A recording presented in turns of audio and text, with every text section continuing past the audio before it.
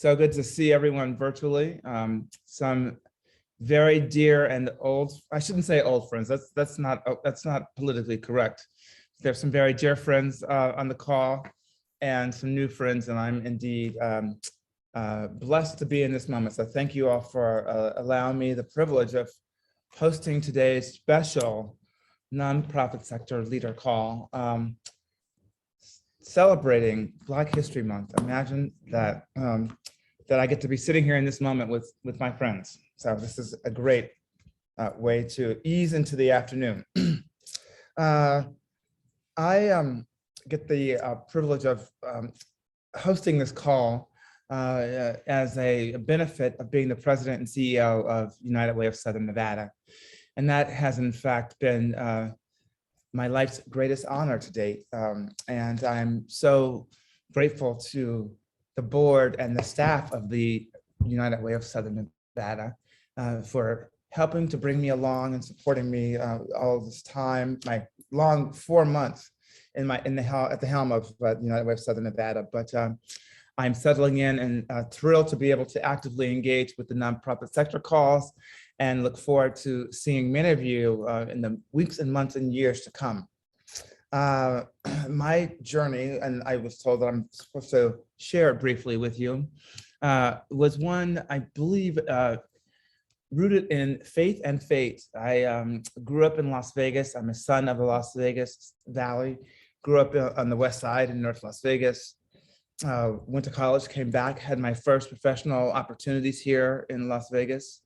And those opportunities allowed me to move to Washington, D.C., where I was in a number of senior roles in national nonprofits and some artistic institutions, museums primarily. And when my husband retired from his role as an investment banker for a firm in Washington, D.C., we decided that we would in fact come home. And that was marvelous and ordained choice for us, in that I've been able to, since I've decided to come home, turn my desire to help other people in my community into the role of being the president of United Way of Southern Nevada. And like I said, there has been no greater honor. And I do the role every day with humility, with the idea that the United Way of Southern Nevada is meant to serve the people of Southern Nevada. And under my leadership, it's my plan to make sure that we do that. So as a way of saying to all of you, welcome to Black History Month. And I said to my colleagues, Jasmine and Janet earlier today, that each one of us as human beings should have the ability to have every day be our day, simply by the unique nature of being born into this world and being children of God. But we know that not to be true. And it is moments like Black History Month and Gay Pride Month and Hispanic Heritage Month, and we go on and on and on with the diversity of ways that we are embracing difference in this country and the world. And Black History Month is one particularly sort of special to me, probably for obvious reasons. So I will, with that, turn to the agenda and the task at hand, which is to kick off this meeting. And I would ask all attendees to put your name and organization in the chat box. And I'll pause for maybe 30 seconds while people take the opportunity to do so.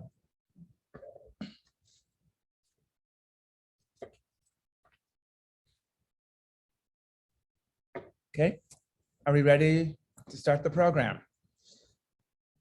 First, let me say that it is really a joy, since I've started here with United Way, to glimpse into the work and the role of Mr. Will Rucker, who is our moderator today. He is an impressive young man, and I am really honored to know him. He believes in the power of compassion. He believes in the idea of service, and he is interested in elevating humanity to its full potential. I mean, what an extraordinary set of qualities and beliefs to have in a young leader in this community that we call home. His mission and his life's work is to promote inclusive, sustainable, and compassionate communities. In addition to serving as a board member in several nonprofit organizations, he is engaged in local, statewide, and national platforms, advancing social spiritual transformation efforts and restorative justice, health equity, and humanly first initiatives. Currently, Will is honored to serve his community by leading development and expansion for the American Lung Association's programs and educational efforts as the Western Division's Health Promotion Director. Will regularly moderates informative and dynamic educational panels for organizations such as UNLV and can be seen hosting Compassionate Las Vegas, the podcast, and the KCEP 88.1, it's a healthier, 88.1's A Healthier Tomorrow program. There is no better joy for me on this day of celebrating Black History Month as the President and CEO of United Way of Southern Nevada than to introduce you to a young man I admire and respect, Mr. Will Rucker. Will? Julian, thank you so much. I really, really appreciate those kind remarks. And it has truly been an honor getting to know you and watching you evolve into this role.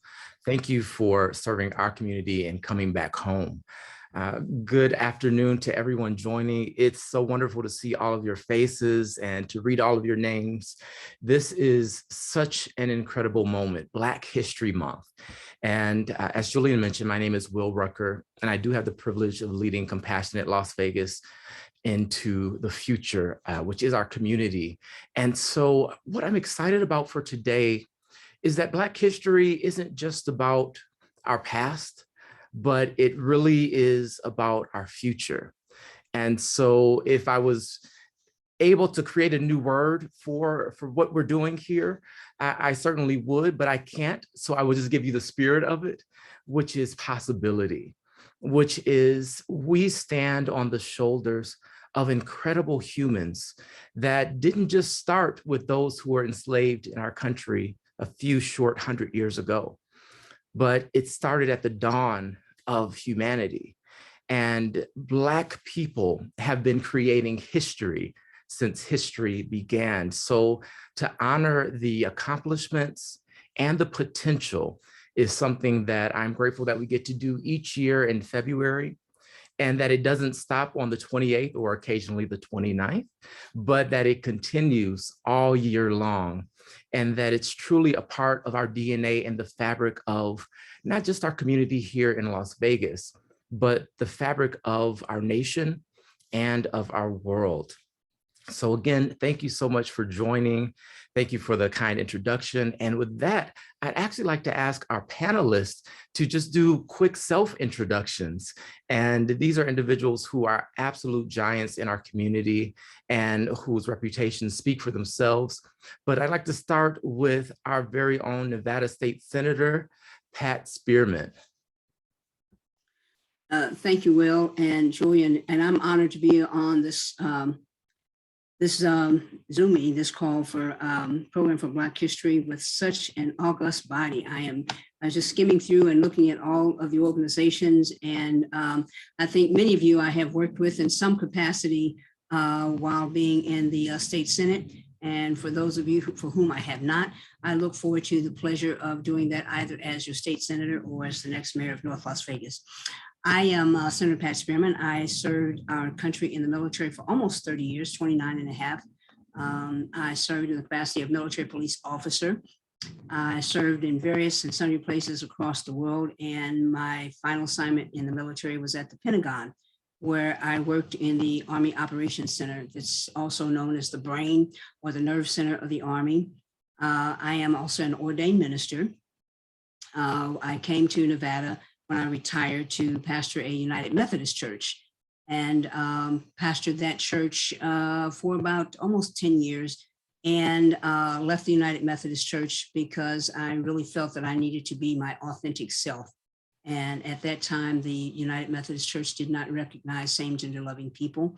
And I needed to be who God made me to be. And I'm glad that I was, because I left, and about the time that I left was the time they asked me if I would run for the state Senate, and I did. I'm honored to have served in that capacity, serving as on the committees of Health and Human Services. I chaired that committee. I've served on Commerce and Labor for like 6 years and chaired the committee for the last 4.5. Served on Transportation, Energy, and Infrastructure. I have a doctorate degree in Business Administration, and my research dealt with global energy policy. And I think I'll stop there because I'm probably boring some folks, but I'm really glad to be here and just happy to see most of you, all of you, and most of who I've served with, okay? Yes, thank you so much. And I really appreciate that background because I think it helps add context to what we'll be talking about today. Next, Dr. Melva Thompson-Robinson, would you say hello? Hi, everyone. I am Melva Thompson-Robinson. I am a professor over at UNLV in the School of Public Health and have done a lot of work in this community as it relates to health disparities. And one thing that I'll throw out there that probably a lot of people don't realize about me is I'm actually a former test site worker. So I worked at the Nevada test site when they were still blowing up bombs out there, and then left in '95 when the nuclear test ban went into effect. And that's when I went back and got my doctorate. But I've been either living here or back and forth here since 1992, so 30 years. So this is really home for me. So it's great to be here today to talk to you all. Awesome. Thank you so much. And we've already heard from another panelist, Julian High, but we have a special treat. And so many of you joined us for the screening of The Skin You're In, but we have another doctor in the house. So Dr. Thomas, would you say hello and introduce yourself? Well, hello, and thank you for inviting me to participate in this important conversation. My name is Thomas LaVeist, and I'm the Dean of the School of Public Health and Tropical Medicine at Tulane University in New Orleans. Pleasure to be here. Well, we are absolutely thrilled, not only for the documentary you've shared with us, but for joining us for this amazing, amazing, amazing panel. So I had a chance to view the documentary just yesterday. And for those of you that haven't seen it, please make sure when you see the next screening availability, take advantage of it. I was so moved. I was watching in Starbucks, which may not have been the best idea, but it certainly was engaging from start to finish. And this is work I do every day. So I feel as though I know more than most about this, but every so often I would learn something new throughout this presentation. And I would say every 10 minutes, I'm like, I didn't realize that, or something was made more clear. So Dr. LaVeist, would you just give us a short summary of the film? Well, sure, I'm happy to do that. So some years ago, at the time I was on as a department chair at George Washington University, and opened the newspaper, New York Times, and came across this article talking about differences in life expectancy across different communities in New York, which is where I grew up, and noted that the neighborhood that I grew up in, which is a community called Brownsville, had the lowest life expectancy in New York. Which, you know, it's interesting that, you know, as you pointed out, you do this work, and so you're kind of steeped in it, and I am as well. But for some reason, it never occurred to me that my community, my neighborhood where I grew up, would be the least healthy neighborhood in New York. Once it was presented to me in that article, it made perfect sense that it would be, given the many urban challenges that we all know about that are highly prevalent in that community. And so I decided that I would kind of do something about this, and that I would start going back to the old neighborhood, reconnecting there, and do this film where we could kind of, the idea was to communicate to the general public why we have race disparities, because I think most of us know that this issue exists. And I find that when I talk to most people who are not steeped in this topic the way I am, there are highly prevalent myths about why the disparities exist. And if we continue to devote resources to the myths, we'll continue to miss opportunities to make progress. And the myths are, first, that there's some biological or genetic difference between race groups that produces the racial disparities. And I can say to you that there is absolutely no scientific evidence that would support that there are biologic or genetic differences between race groups. And you may even hear that talking to some physicians, because in some medical schools that continues to be taught inaccurately and in spite of the fact that there isn't any scientific evidence to bolster that argument. Or that it's really not race, it's socioeconomic status, which I think is kind of to me, it's the most bizarre of the myths, because even if that wasn't the explanation, why would that make any difference? The fact that poor people are dying younger and living sicker is equally unacceptable to me as people of different racial ethnic groups. So I don't even see that as an explanation. But of course, the data also clearly shows that even among highly educated African Americans and African Americans with high incomes, we still find racial disparities. So even at the very highest levels of education, you still have these disparities. So it's not just a social class issue. And then the last thing is that this is really about access to healthcare, which is absolutely untrue, because we find disparities within healthcare systems, and we find disparities among people that don't have access to healthcare systems. So these are all important problems. Improving access to healthcare is important, but it will not address health disparities. Improving socioeconomic status of populations is important, but it will not deal with the race disparities issue. And we got the idea of, what if we can find a way to tell this story in a way that people can understand it without a lot of data and scientific language and public health jargon. So that was the impetus behind the project. When we started filming, it quickly became clear that there was just too much to this story to fit into one film. And we just decided that what we needed to do is make a series and not just one film. And so what this is the first episode of what we hope will be a series of films that would address various aspects of the racial inequities issue and help to explain to the general public what the research that's been done over the last 30 years or so has unveiled about why the disparities exist. Thank you for sharing that and giving us those 3 big points to work with. You're on a call with the healers and helpers of Las Vegas. And so this is such an important subject for all of us, because health is wealth for us. So it's really something I think that hits home. And we have the data, and Dr. Melva, I'm sure you can probably share, but even here locally, we can predict lifespan based on zip code, and it's not equitable yet. So we're certainly going to work to change that.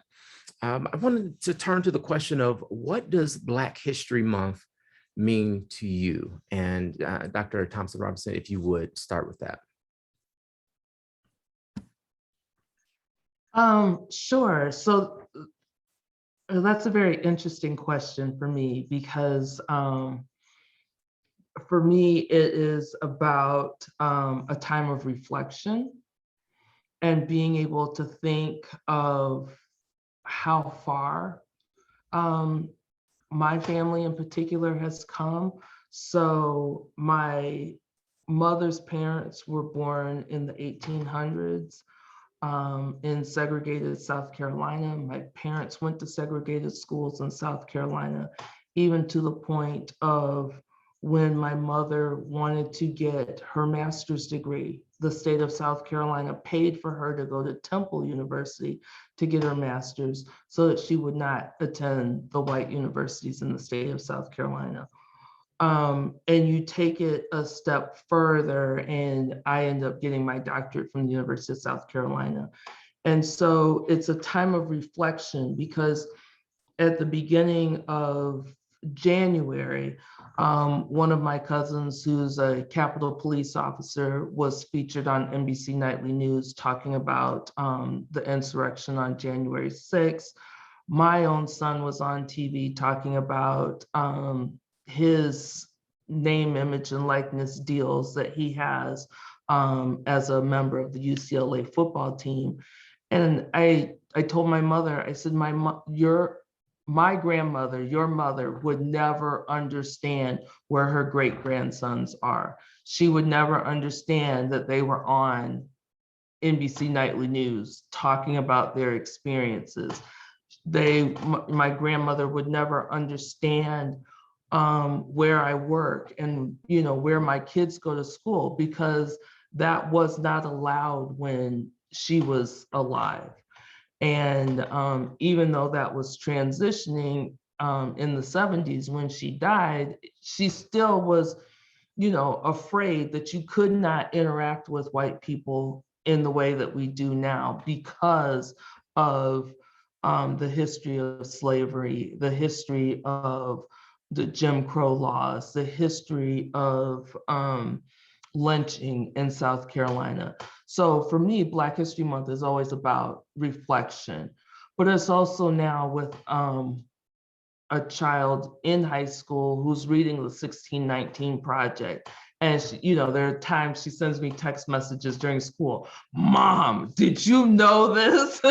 Mom, like it's some of it's coming full circle for her to start to realize and understand and connect pieces of why, as a family, we may do things a little bit differently and why we maybe don't go certain places. Like it really starts to connect with her. So I mean, Black History Month is really about that reflection, but also looking forward and really understanding where we are relative to where we came from. That's really powerful. Just thinking of how close your connection is to a completely different paradigm. And for me, that's inspirational and also a bit troubling. And we'll get more into that in a bit. Senator Spearman, if you would share, what are your thoughts on Black History Month? Dr. Thompson-Robinson, you just ignited something in my brain. I've been feverishly writing, so let me see if I can pull it all in. I think I will summarize it with 4 Ps. First is prologue. And we always talk about standing on the shoulders of giants and the people who came before us.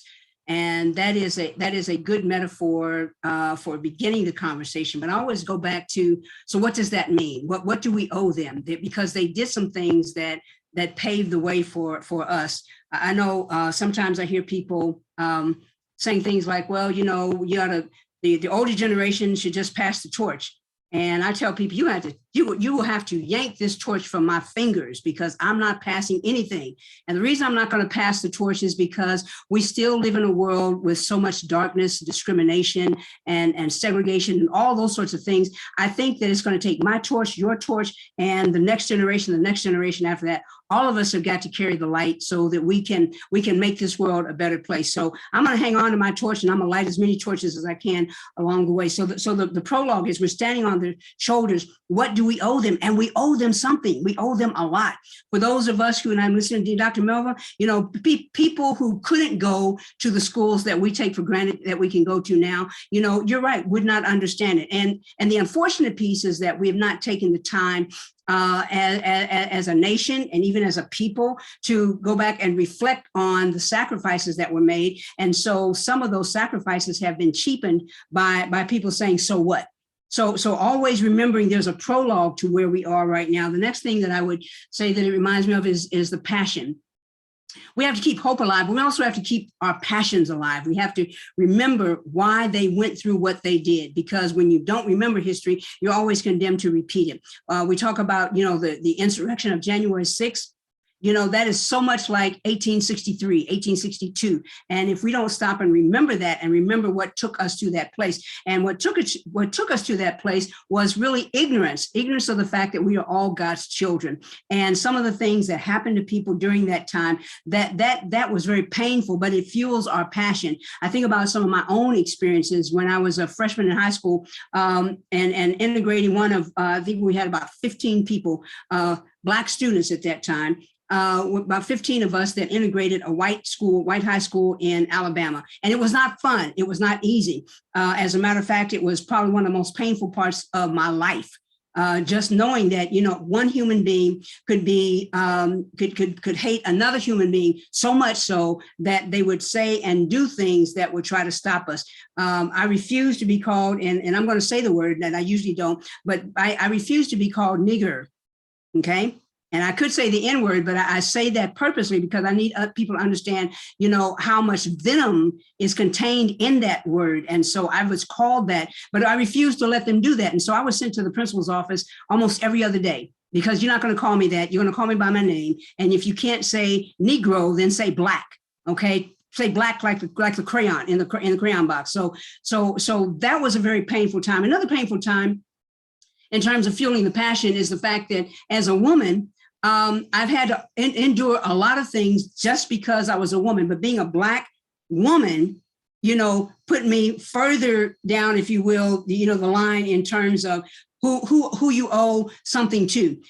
Black was hard enough, but being a Black woman and then having to endure some of the indignities, not just of other ethnicities, but endure some of the indignities of our Black brothers because I was a Black woman and because I dared to step into spaces and places that they did not think women belonged. As a minister, I was preaching in the 1960s, and they certainly didn't want women preaching, and they certainly didn't want little girls under the age of 12 preaching. And so I endured that throughout my entire life as an ordained minister.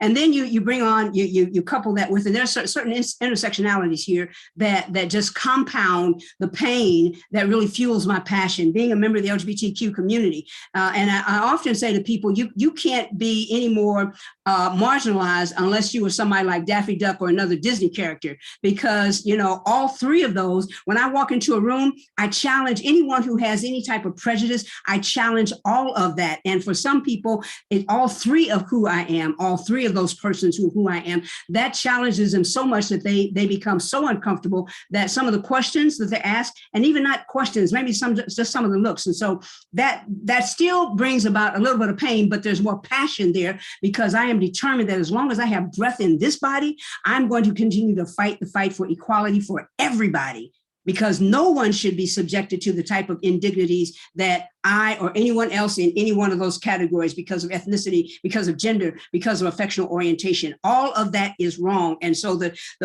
next thing that does is purpose. It's part of understanding what our purpose is on this earth. And I believe we were put here not to just suck up oxygen, but we were put here for a specific thing. We have gifts inside of us that if we allow them to come forward and allow them to be developed and to mature, those gifts are the things that I believe that the Creator wanted us to do so that we could repair the world. There's a saying, and I hope I get it right, in Jewish tradition, Tikkun Olam, repair the world. There are certain things that the world needs to happen for it to be the type of place that God desired, and it's not there yet. And last but not least, as an elected official, I think about Black history from the standpoint of policy.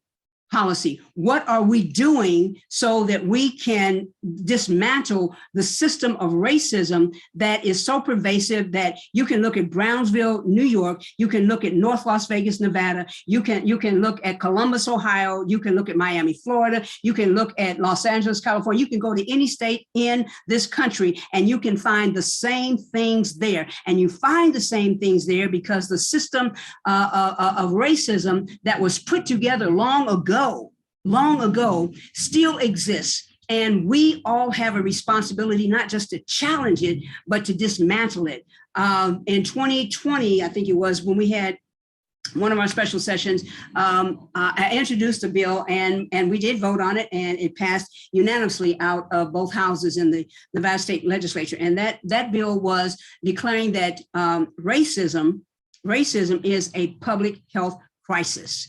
And I devoted the entirety of the last session. All of my bills dealt with that system of racism that keeps people down. And so there's a prologue. We stand on their shoulders, but we owe them something. There's a passion that comes from the pain that we have endured. And there's a purpose that we've got to fulfill. And then anyone who is in a position that I am in, and even maybe not as an elected official, if you are just somewhere like in the university system, in the system of higher education, as the CEO or the president of something, we all have a responsibility to look at the policies and the processes that are going on that either dismantle the system or continue to breathe life into the system. And so when I think about Black history, I think about this. It's time to get busy because we ain't got the work done yet. And the church said, amen. That was so spot on. Thank you for sharing all of those P's. Gave us a great way to hold on to your thoughts. And Dr. LaVeist, what are your thoughts on Black History Month? Oh, wow. Well, I think of Black History Month as a great opportunity to promote the issue of Black history and to bring focus to it. But for me, Black history is not just a month. I mean, it's sort of the way I think quite a lot about history and Black history all year long. And I think of it as an opportunity to bring a focus to it. And I think that's the way I hope that all of us think about it, because there's very little that happened historically in this country that wasn't in one way or the other related to race. If you look at all of the important events in the history of this country, they've all been about race. So, I think of it that way, but I am somewhat ambivalent about the entire concept, because I do think that it often places it out of its correct context, which is American history, and often at the very center of the historical events. That's such an important point, because Black history certainly is American history. I want to ask this to you, Julian, and it's really about this local perspective. So we've heard some really dynamic expressions of what Black History Month means. How do we translate that into local action so that each of us on this call walks away with something we can do to stay engaged with Black history all year long, as Dr. LaVeist pointed out?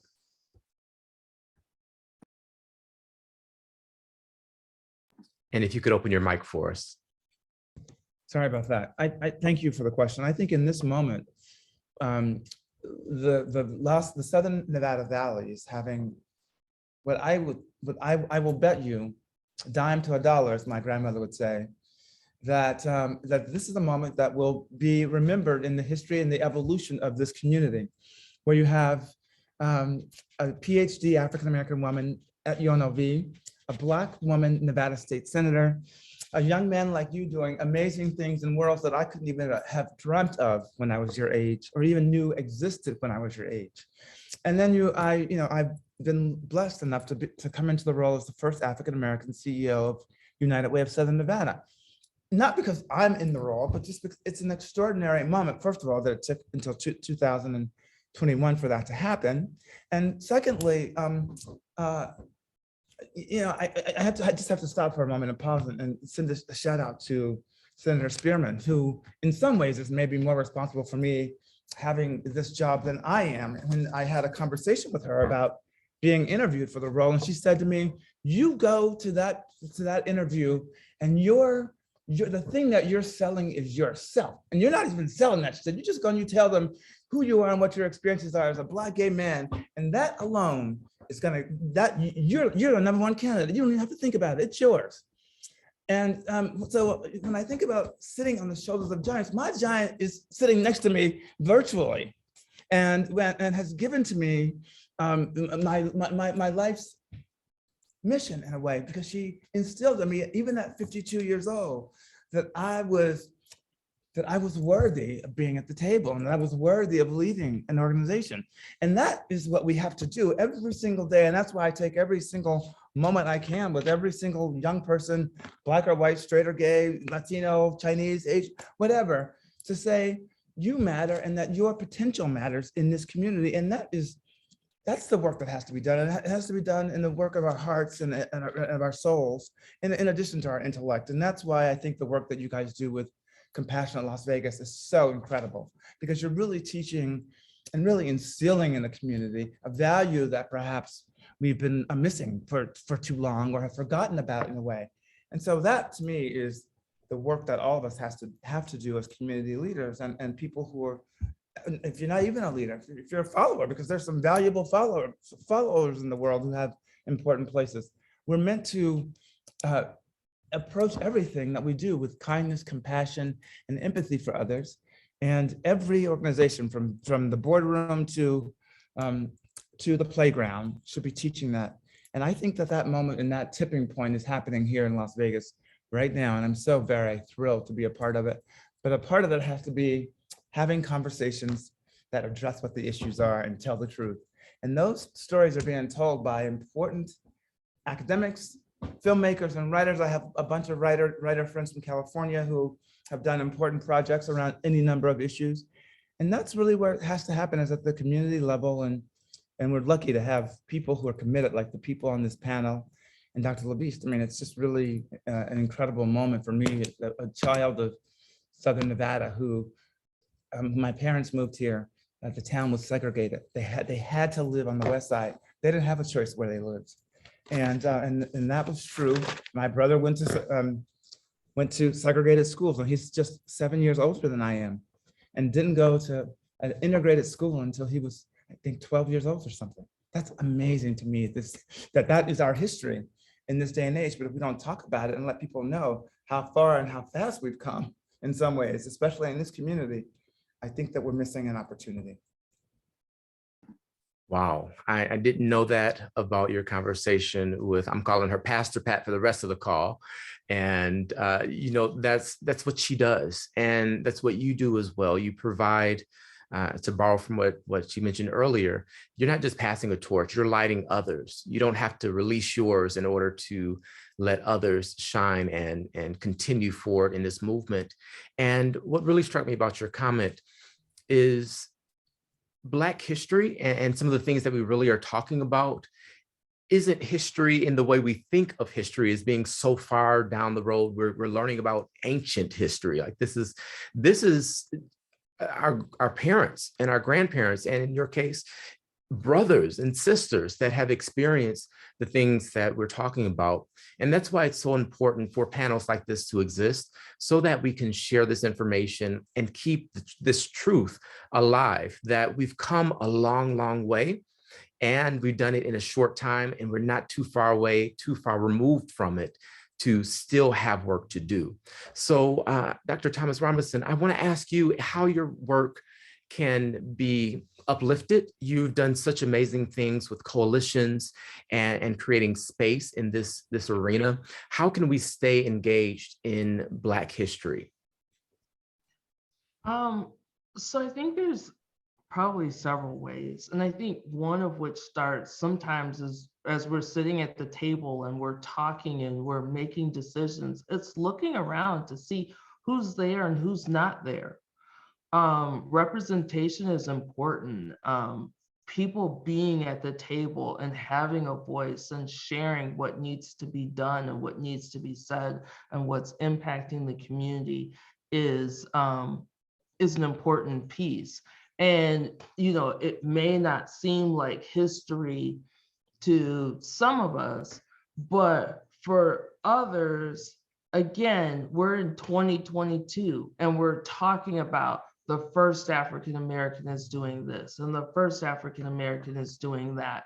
And so I think it's important that we start to realize that there's still a lot that can happen in terms of Black history, in terms of American history. And it's important that people are at the table and that people are engaged. And sometimes that means for some of us who aren't at the table, you know, looking around and saying, hey, everybody looks like me. Nobody looks like the community that we're working with.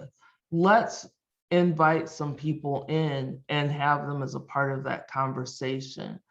I think the other part too is we've really got to fold Black history into American history and making sure that everybody is aware of, you know, how this all fits together and why this is all important.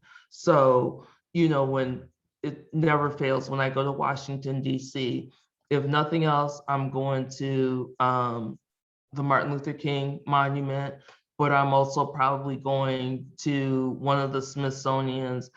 Quite frankly, I love the Native American one. I love to go there and eat.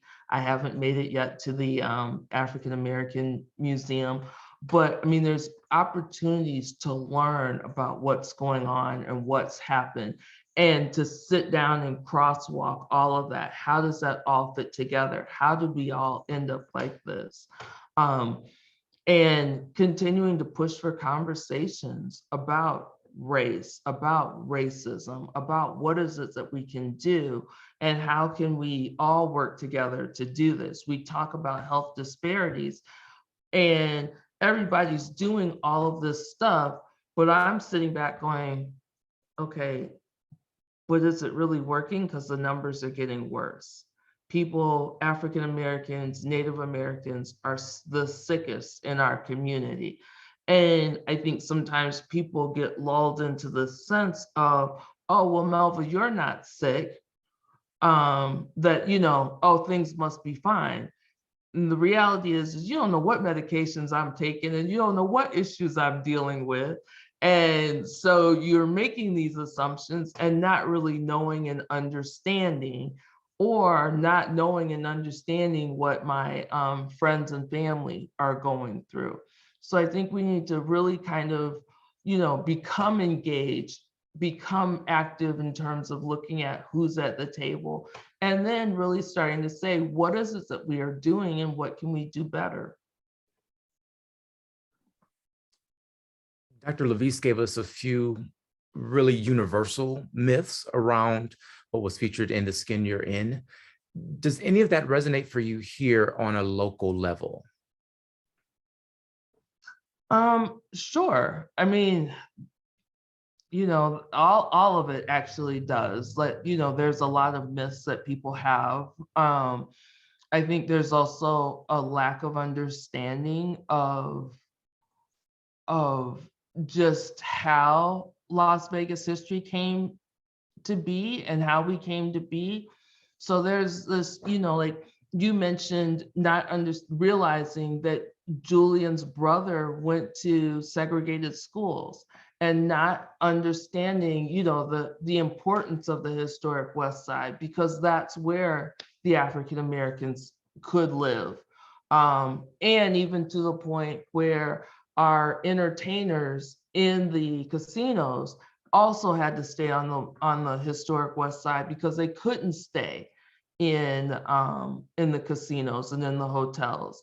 And so, you know, there's a lot of that, and it's not always talked about. It's not always well known. And part of that is just because, you know, there are people who've been here for a long time, but there's people who just came here. And so not everybody is familiar, but I think it's important that we all start to learn, you know, why this is and how these things came about. And then what's the impact of that? You know, so people say, well, you know, we didn't have redlining in Las Vegas, but that's how the historic West Side started. But part of what that then meant is the schools in that area didn't have the tax base to fund them like schools now and what people see in Summerlin. Part of what this also means is that not only not having the tax base, but there's no grocery store over in the historic West Side. There's a lot of other resources that are lacking in the historic West Side. And it's easy for people to come in from outside, even African Americans, who are like, well, you know, oh, that's just where, you know, Black people have always lived, and not understanding the impact of all of that, particularly as it relates to health, and particularly as it relates to opportunity for people that live in that community. And, you know, somebody at UNLV shared pictures with me one time. Like, we aren't talking about the historic West Side as like that's just only where the African Americans live. But when that community was first formed, it was tents that people lived in. Okay. So you all know what happens when it rains here and we have flash floods. Okay. Flash floods now rolling through your house, your tent, because that's the only side of town you could live on. Okay, that's significant. That's to a point traumatizing. That should be disturbing to everyone. Like that people, People actually lived like this in the 50s and in the 40s here in Las Vegas. And, you know, we don't talk about that. We need to start talking about that. We need to understand the impact of that. You know, I mean, I just mentioned trauma. You know, one of the things I sometimes think about, my mother, when we would go in rural South Carolina, there was a place off of I-20 just before you get to Aiken, South Carolina, where a family was lynched. I thought it happened while my mother was alive. It turned out this happened in the 20s, and my grandmother knew that family and passed that story down to a point where I have told my daughter, next time we are in South Carolina, we are going down there and I am going to show you the exact spot where this happened, because I think it's important that you understand and you know this. The challenge with that is that's traumatizing to people. And now we're living with this and we're trying to move forward. And so, you know, all of this connects back into locally what people are experiencing and dealing with and what's going on across the country. I heard you say that our past is absolutely connected to our present and could be, in a sense, connected to even whether or not we reach our potential, and at least understanding that past. I want to invite those that are on the call today to please put in questions that I'm sure you have been sparked by the conversation so far. So type your questions in the comment box, and we want to make sure our panelists have a few moments to answer any of those that come in.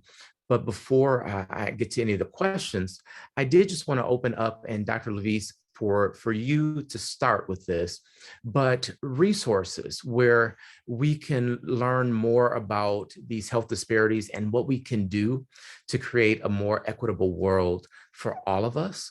You have that higher view because you're coming from New York, and so you can kind of see things that we don't necessarily see because we're right up on it. But starting with a few available resources, and then Julian, we'll move to Dr. Thompson again, and then Pat Spearman. Yeah, I just wanted to, but before that, I just wanted to just quickly kind of amplify something that Dr. Thompson-Robinson just said about history and geography. So here in New Orleans, where I currently live, about 80% of the city is below sea level, and the city is surrounded by water. So leaving aside the wisdom of building a city surrounded by water that's below sea level, leaving that alone for now. When you look at where the historic neighborhoods exist based on race, there is a clear relationship between altitude of the neighborhood and race. So when you get Hurricane Katrina and you have the levees fail and the city becomes flooded, the communities that are flooded are the communities that historically have been the communities where African Americans were able to live. And this is a good example of how history affects our contemporary reality and why it is absolutely critical. And nationally, we have a national campaign to erase history from education. I don't know what's happening in Nevada, but if you look around all over this country, there are state legislatures passing laws that make it illegal to teach the 1619 Project. Right? So that experience that you're having with your daughter, many of us will not be able to have in certain other parts of the country. So it's not that the Black people decided to move to Las Vegas and live in the West section. It's not that Black people decided to move to New Orleans and live 20 feet below sea level. It was that these were the places where you were able to live and where the communities began to evolve. And these were the least desirable areas. And this was intentional. So whether there was formal redlining or not, there were historical policy decisions, and some of them are not all historical, by the way. We have contemporary policy decisions that are also exacerbating these problems, such as the state legislatures all over the country making it illegal to teach 1619 Project, or the Affordable Care Act passing in 2010 and certain states not agreeing to accept 95%, 98% in the first year of the expense of expanding Medicaid in their communities. When you look at this, the states that refuse to expand, they are the states with the largest Black populations. So that this historic opportunity to expand access to healthcare in this country is missed because some states decide simply to not accept the money, even though the residents of those states would pay the federal taxes that were used to pay for the expansion. So those people that voted that legislature in actually paid for the expansion but didn't get it. This is how policy, so in terms of how we want to address health disparities, it has to start with policy. It has to start in the state legislatures, because that's where most of health policy happens in this country, at the state level. And these decisions by these state legislatures are actually exacerbating the problem. So if we as voters don't make our vote, don't cast votes on the basis of our interests, including our health interests, we'll continue to get the outcomes that we've been getting. So you ask about resources. So there are a ton of resources out there to learn more about racial disparities in health. I could barely think of where to start. There's so many, just Google this topic. So I'd say the National Academy of Medicine would be one of the best places that I would suggest you look at. There are, in fact, I have my assistant pulling all of the reports right now that relate to health equity. And she's already, the last time we talked, she had 16 reports that she's already pulled. And those reports are all evidence-based reports that include recommendations of things that could be done at multiple levels, at policy level, with healthcare, individual communities. Another thing I'll do, and this is a plug for a new initiative that we're going to be announcing very soon. We haven't publicly announced it yet, but in fact, we have just publicly announced it this week. Yeah, that we've been funded by the Robert Wood Johnson Foundation to establish a national learning collaborative in health equity that will bring together all sectors of society. So it's academia, it's government, it's the private sector, it's community-based organization and community partners that work in health equity, it's philanthropy, and it's every imaginable sector. And this initiative is going to be called Partnership for Health Equity. That's P, the number 4, HE, and which is the website. And hopefully you'll go to the website and consider joining and becoming a part of the National Learning Collaborative.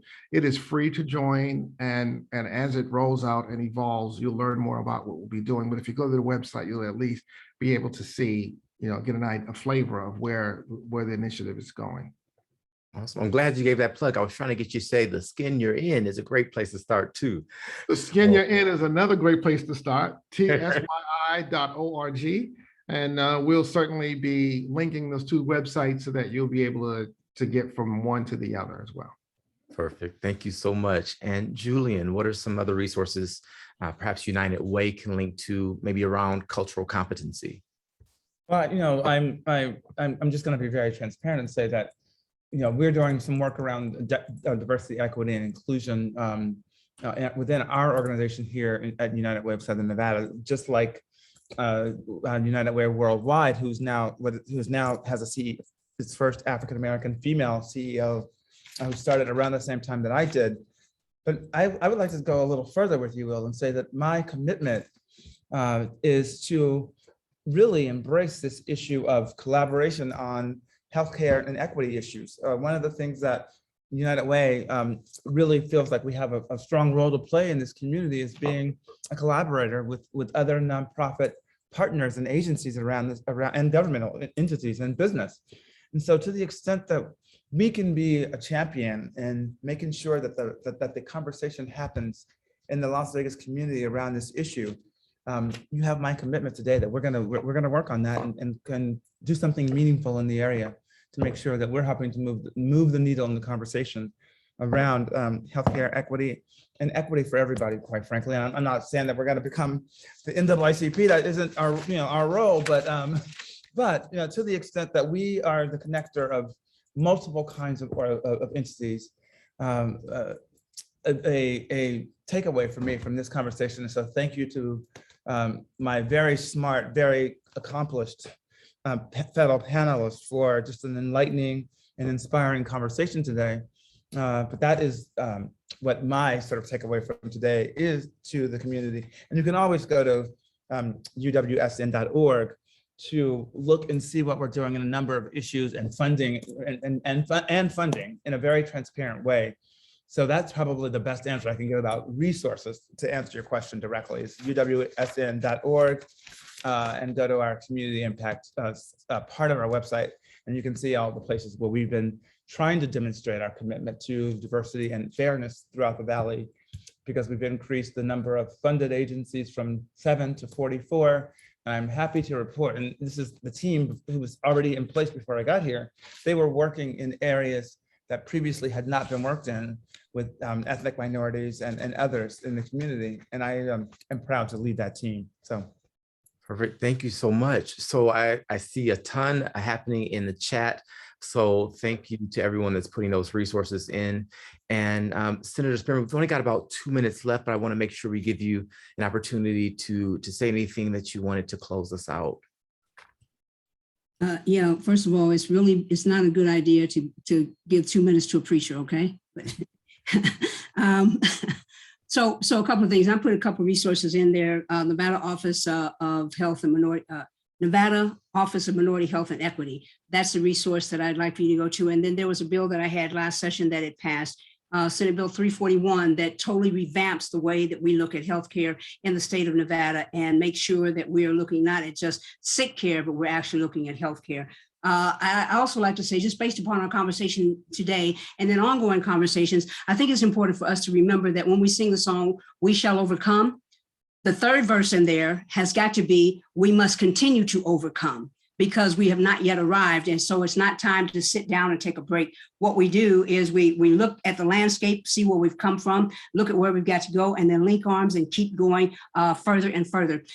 Truth crushed to the ground will rise again. So the people who don't even know how to spell CRT, eventually someone's going to ask them that question: what does it mean and where is it now taught? And when they ask that question, especially if it's on the national stage, people will understand that this is just a ploy to erase a part of our terrible history as a country. We are a great country, but we've got parts of our history that, yes, they are embarrassing, but we've got to teach that so that we don't do it again. Last thing that I would say is, yes, there are things that happen at the state level with respect to healthcare, but we also have to look at municipal elections, because that's where zoning takes place. And when you stop and you think about housing being placed in parts of the city where they're sinking streets, you stop and you look at, houses that are being placed right next door to gas stations, or houses that are being placed in close proximity to the freeway. All of those things determine some of the health outcomes, the negative health outcomes that we have right now. And so it's every election, every office, every time. We've got to make sure that we do that. And this is not partisan. Whether you vote Democrat, Republican, nonpartisan, or whatever, you've got to make sure that your voice is heard. And last but not least, there is a bill that I had last session. And I want to say it was Senate Bill 145 or 146, but it was the bill that dealt with CRE, Community Reinvestment Act. And so that is something that I would encourage every partner on this call to look at, because what the act actually says, what the bill, my bill actually did, was it requires banks that are chartered in the state of Nevada to do outreach to community organizations to make sure that whatever programs they're doing under the rubric of CRA, and that's a law that was passed by Congress in 1979. The rubrics of that say that you've got to do things that put back into the community in which you serve. And so for a long time, they were just kind of doing what they thought was necessary. But what this bill does is it requires every bank that's chartered in the state of Nevada to reach out to 501c3s, to reach out to faith-based organizations, all the people who are trying to help folks in their community, and make sure that they are learning and understanding what's important to them. Because, you don't, if you drop a quarter and the quarter rolls under the desk, you don't look for it in the middle of the floor, because that's where the light is. You got to look for it where you can actually find it. So we got to keep overcoming, and don't let anybody tell you that we've gotten there already. And the last thing I will say about this is that when you get started on this journey to make sure that we dismantle racism, don't let nobody turn you around. Well, thank you for that. Thank you to all of our panelists. Each of you just contributed so much to the conversation. For those still hanging on, thank you for staying with us. We want to invite you back to the next call where we'll talk about some tools and skills to develop compassion and in the context of Black history. So again, thank you so much for joining our conversation today. As I always like to remind folks, you're not just a drop in the ocean, you are the entire ocean in a drop. And what you do matters, so live compassionately. We'll see you again on the next call.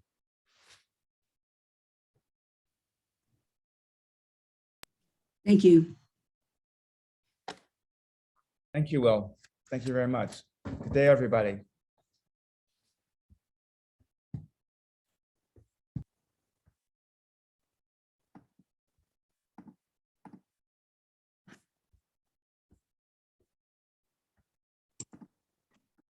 Thank you, Will.